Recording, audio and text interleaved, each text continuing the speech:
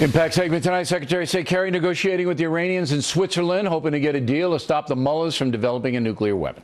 Situation's chaotic because a number of people do not trust President Obama to make an effective deal. Therefore, 47 Republican senators wrote directly to the Iranian leadership saying that any agreement might be changed after Mr. Obama leaves office. That has angered Mr. Kerry. This letter was absolutely calculated directly to interfere with these negotiations. It specifically inserts itself directly to the leader of another country saying, don't negotiate with these guys because we're going to change this, which, by the way, is not only contrary to the Constitution with respect to the executive's right to negotiate, but it is incorrect because they cannot change an executive agreement. Rejoining us from Washington, Charles Krauthammer. So if John Kerry were sitting in this chair right now, what would you say to him? I would say, Mr. Kerry, is it not rich that you should be criticizing 47 senators who are writing about an agreement that they believe is harmful to the country, and you are calling them acting unconstitutionally and contrary to the interests of their country, when you yourself, 40 years ago, spoke openly and to the world, declaring your own country guilty of war crimes while we were in the middle of a war, in fact, depredations worthy of, and these are your words, Genghis Khan, in that fake Brahmin accent of yours, and you are here now accusing others of harming their country by speaking openly. Well, that's the ad hominem. Now, as to the substance of this, I would say this was not a letter about the content of the agreement and a disagreement with what's in it.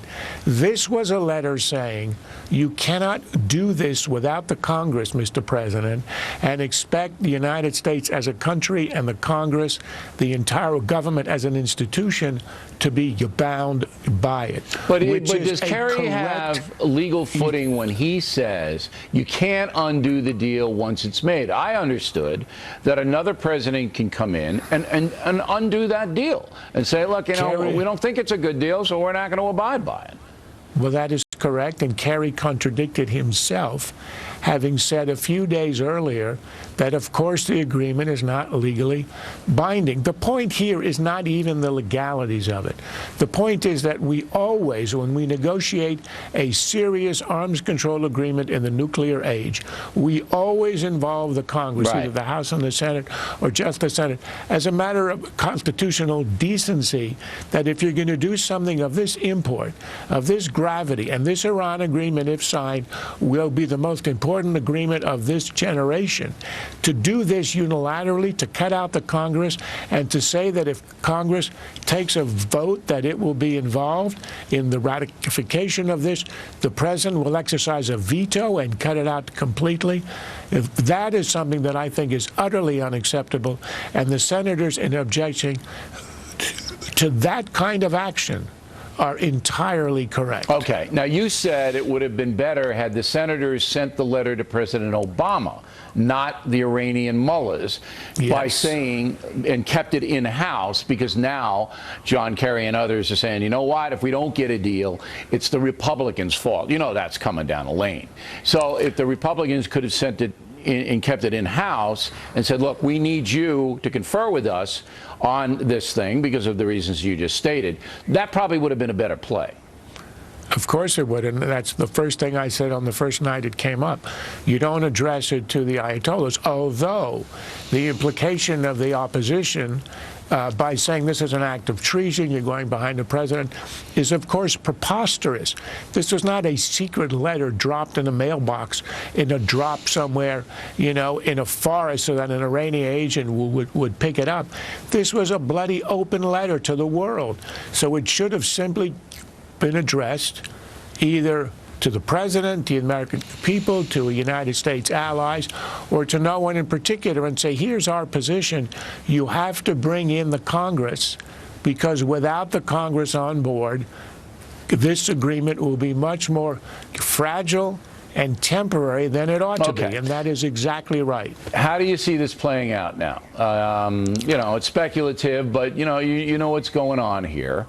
How do you see it coming down? Because there's only maybe 3 months that they got to get this thing done, and they have to have a framework within weeks. So how do you see it? Right. Well, they've got to have something to show by the end of the month. I think what's happened here is that the combination of the Netanyahu speech and of the letter, despite the fact that it's given the opposition the opportunity for all these distractions about talking about protocol and process, despite that, it has brought to the attention of the American people and the Congress how bad the agreement is. I think its immediate effect is that it stopped the administration in its tracks from giving away the whole store. Yeah, even more. It gave away 80% of the store, but it has not been able to go the final few miles of this, and that's why I think there may not be an agreement, because the Iranians want everything. The administration would otherwise, I think, have given them everything. Right. So and then the president will blame the Republicans if no deal is made, right? It's exactly what he would do. All right, Charles Krauthammer, everybody. The doctor is in. Plenty more ahead as a fact.